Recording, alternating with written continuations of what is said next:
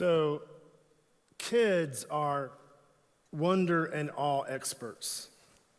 Right? They don't need a scenic overlook at a luxury resort to be amazed. Like, just take a 10-minute walk with a 4-year-old, and you'll find out. They'll find a roly-poly, a bug on the sidewalk.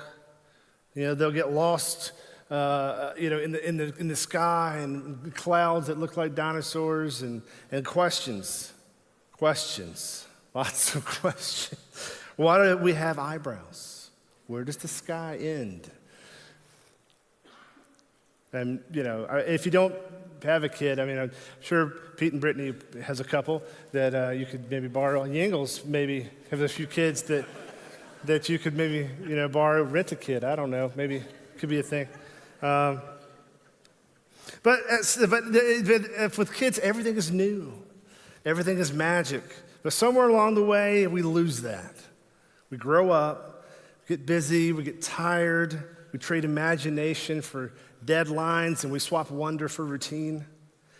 And then one day we're standing on the beach, scrolling through our phones, and our kids are running down toward the ocean saying, "Hey, look at this," That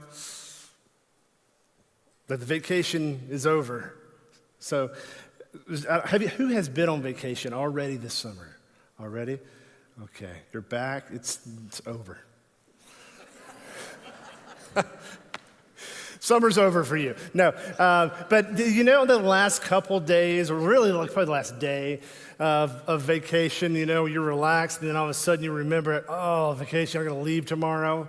So I got to pack everything up. I got to get, and then I got to get back to work. And it's just, you feel your shoulders tense up, and tension, headache, and your back starts, here it goes. We're getting back into the real life.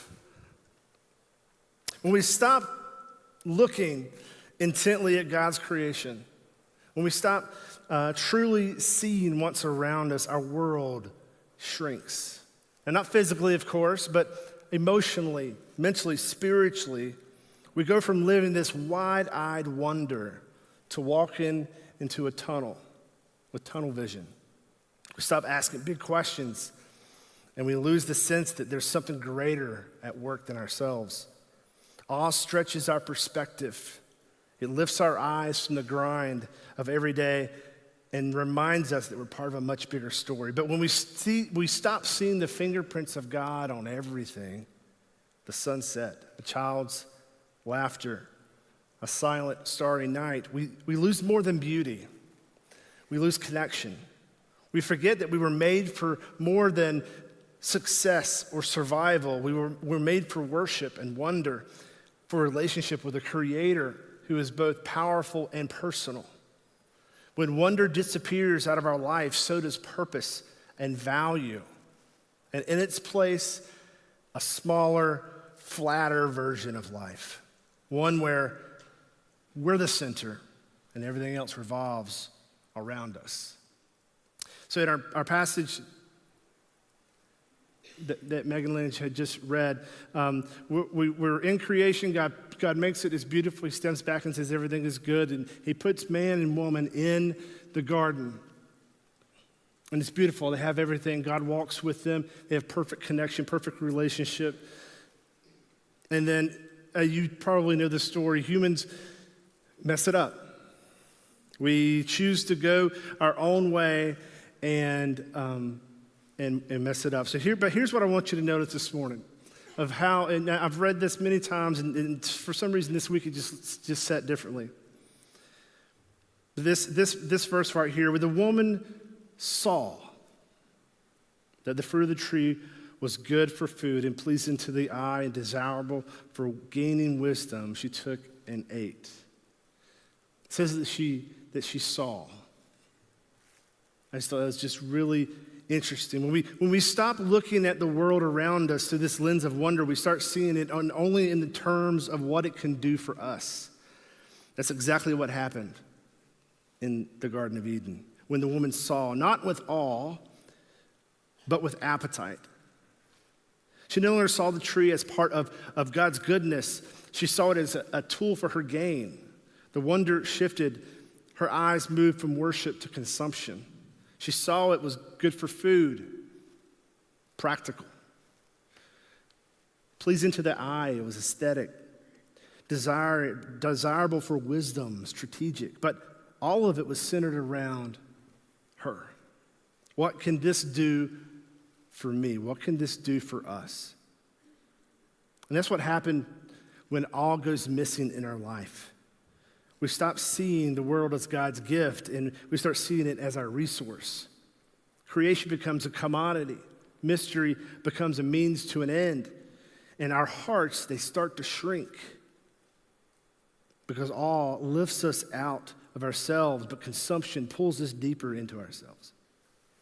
Eve didn't lose her ability to see. She lost the way she saw.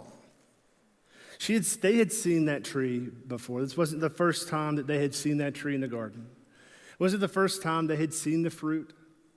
But this time they saw it differently. This time they saw it not as the way God saw it, and with the way God was helping them and giving them knowledge to live. They saw it as something that they could have, that could fix something that they were worried about. Like, I think this is the first moment in human history where there was an anxious thought, where worry was there, where it was this, Adam and Eve were thinking, God has been holding out on us. Like, this is something that we can get and will give us something more. And when we replace, what happens is when we replace wonder for worry, our world shrinks.